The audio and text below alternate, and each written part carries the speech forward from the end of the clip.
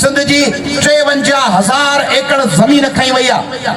हिन तव्हांजे सांगड़ जी ज़मीन खई वई आहे, उमरकोट जी भरसां कंदकोट शिकारपुर लाड़काना 1.5 लख एकड़ ज़मीन खणी आहे। 2 लख एकड़ 53,000 एकड़ ज़मीन खणी विया आहिनि। हाणे इन्हनि सभिनी ते सिंधी जो निकिरनि ऐं वेठा जुलूस कढनि झिरक में, उन मीरपुर भठोरे में ऐं मीरपुर माथेले में, भरचूंडी में, गड़ी यासीन में ऐं उहे लॻा पिया हुजनि कंबर ऐं वारे में।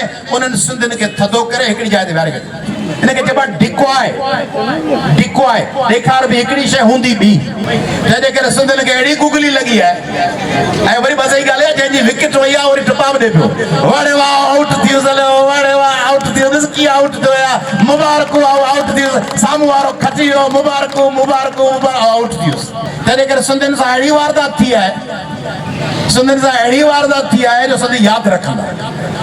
हाणे आउं सिंधियुनि खे मायूस नथो करणु चाहियां, छाकाणि तव्हां सभिनी हिमतूं कयूं, तमामु हिमतूं कयूं आहिनि, साफ़ फिल्म कयूं आहिनि, आम क़ौमी कारकुननि बि कयूं आहिनि, वकीलनि बि कयूं आहिनि। असांखे ख़बर हुई त छा थियणो आहे, उठ तॾहिं त रुना जॾहिं बोरा ते सुबिया, पर हाणे ॿियनि खे कीअं सम्झायूं। तंहिंजे करे तव्हां सां थी आहे, पाण सां थी आहे, कंहिं नाल ख़तमु कोन थिया। सब्सक्राइब कयो अवामी न्यूज़ HD खे ऐं ताज़ा तरीन ख़बरुनि लाइ ॾिसंदा रहो अवामी न्यूज़ HD।